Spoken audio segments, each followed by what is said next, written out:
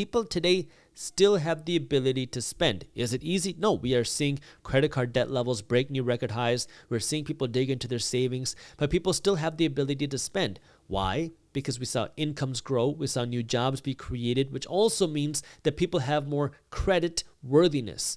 In our economic system, there's two kinds of money. You have the money that you work to earn, and then you have your credit that you qualify for. Because in this economic system, we live in a credit-based economy, which means people spend not based off of how much cash they have in their bank account, but based off of how much credit they can qualify for.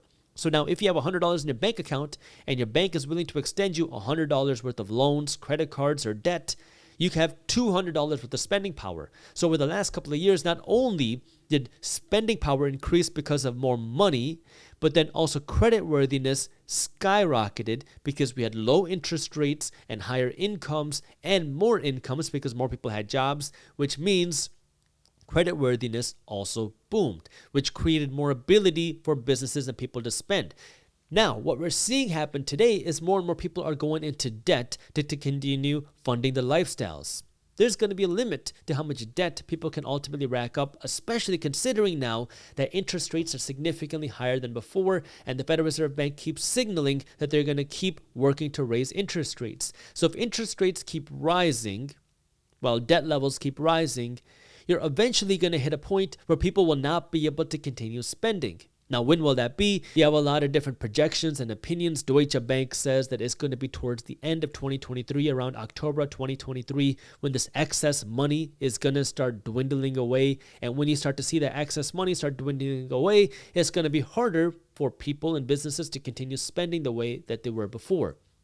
When that happens, you would expect spending to start slowing down. If spending starts to slow down, that could cause more economic pain and a cool down in the economy because businesses don't have the same revenues to support the higher expenses. Why are businesses seeing higher expenses? Well, for number one, you have all the inflation that we've seen happen. So now businesses have to pay more money in salaries, they have to pay more money in their rents, they have to pay more money for all their costs. And then you also have the rising debt servicing costs because in 2020 and 2021, businesses loaded up on debt because it was so cheap. But business debt is not a 30-year fixed rate mortgage. Many times it is an adjustable rate mortgage that readjusts every 3, 4, 5, 6, or 7 years. And so now what we're seeing happen is that in the next coming 18 to 24 months, we're going to see a lot of this business debt readjust at the higher interest rates. And interest rates today are significantly higher than where they were back in 2020 and 2021, which means we could see the costs of servicing these debts skyrocket for businesses at a time where spending is also declining.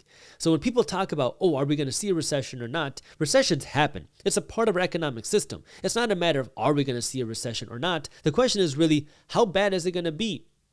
Because if we're still seeing high inflation when we go into this recession, the Federal Reserve Bank is going to have a more difficult time stimulating our way out of this recession. Because if you look back to 2020, 2008, 2001, every time we had these recessions in the past, the Federal Reserve Bank could inflate and stimulate our way out of the recession. They could print money, do quantitative easing, we could send out stimulus checks, we could do a lot of things to stimulate and boost the economy.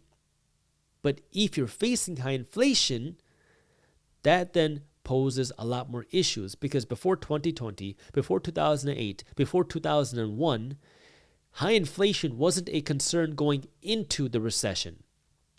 Now we still have the high inflationary issues. Inflation has fallen, but is still very high, which means if the Fed started cutting interest rates, you're going to see more spending. You're going to see a boom in the economy, but that's also going to cause prices to rise quickly again, which would push inflation higher. I mean, just think about it. If mortgage rates went down to 3% tomorrow, what's going to happen? People are going to want to buy homes. You're going to see bidding wars for homes. If you start to see more bidding wars again, home prices are going to skyrocket. If home prices go up again, your inflation numbers are going to go up again, which then means the Federal Reserve Bank would have to start raising interest rates again to then cool down this inflated housing market. That's the tough situation that we're in. Now, we've been covering all of this in Market Briefs. Market Briefs is my free financial newsletter, which is why if you have not joined Market Briefs yet, I highly recommend you do so because it's an easy and free way for you to stay up to date on what's happening in the economy, in the housing market, in the stock market, in the crypto market, and the global economy into a fun, witty, and easy to read email.